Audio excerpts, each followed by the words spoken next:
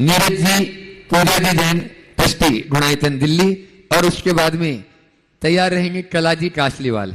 संकल्प की शक्ति का बोध कराने वाले मेरे महाराज श्री, जैसे गौतम गंधर को भगवान महावीर से राग हुआ था, आपको भी गुरुदेव से राग हुआ था, ऐसे ही भगवान मुझे भी आपसे राग हो गया है। ये राग वैराग में कब बदलेगा मैं नहीं जानता, लेकिन भगवान इस राग का मुझे जब पता लगा, जब 27 जुलाई को मैं समायक में था, और समायक में स्मरण हो पाया मुझे कि मेरे गुरुदेव ने कठोर अभिग्रह धारण कर लिया है और वो उबली सब्जी बिना नमक की खा रहे हैं, और मेरी आंखों से आंसू बहने लगे। और मेरे मन में यह आया कि मैं गुरुदेव को रोकूंगा, और अगर मैं गुरुदेव को रोकूंगा, उनसे कहूँगा कि पहले ही वो संतुलित आहार करते हैं, अगर वो नहीं मानेंगे तो मैं भी वही भोजन करूँगा जो मेरे गुरुदेव करते हैं।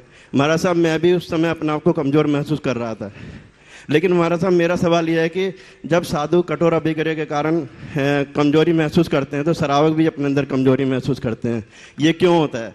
और महाराज साहब ये प्रैक्टिकल आपका क्या सफल रहा? आपने कहा था कि प्रैक्टिकल जब करना जब मैं उसका आदेश दूँ।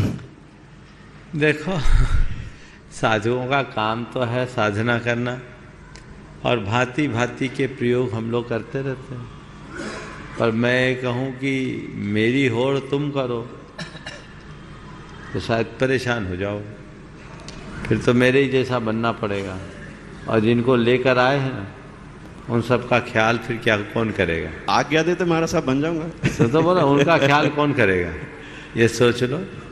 तो जो भी व्यवस्थाएं हैं आप लोगों को अपने हिसाब से करना चाहिए, लेकिन जहाँ तक मेरे अनुभव का सवाल, जो प्रक्रिया हमने अपनाई, ये मैं महसूस करता हूँ कि इससे हमारे अंदर अतिरिक्त ऊर्जा का संचार हुआ।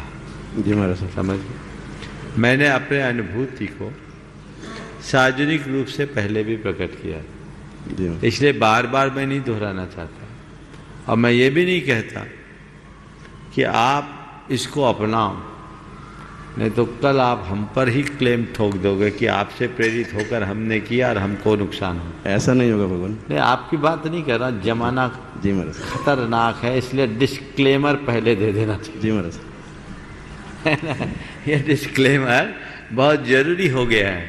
अब क्या पता किसके दिमाग में कौन सा फितूर आ जाए, इसलिए मैं तो यही कहूँगा, इस तरह की किसी भी प्रक्रिया को कोई अपनाए तो किसी विशेषज्ञ से सलाह लेकर के ही अपनाएं, ताकि उनको किसी भी प्रकार का दुष्परिणाम ना आए, दुष्प्रभाव से बचे। मेरे लिए तो आप ही विशेष है महाराज। ओम धन्यवाद।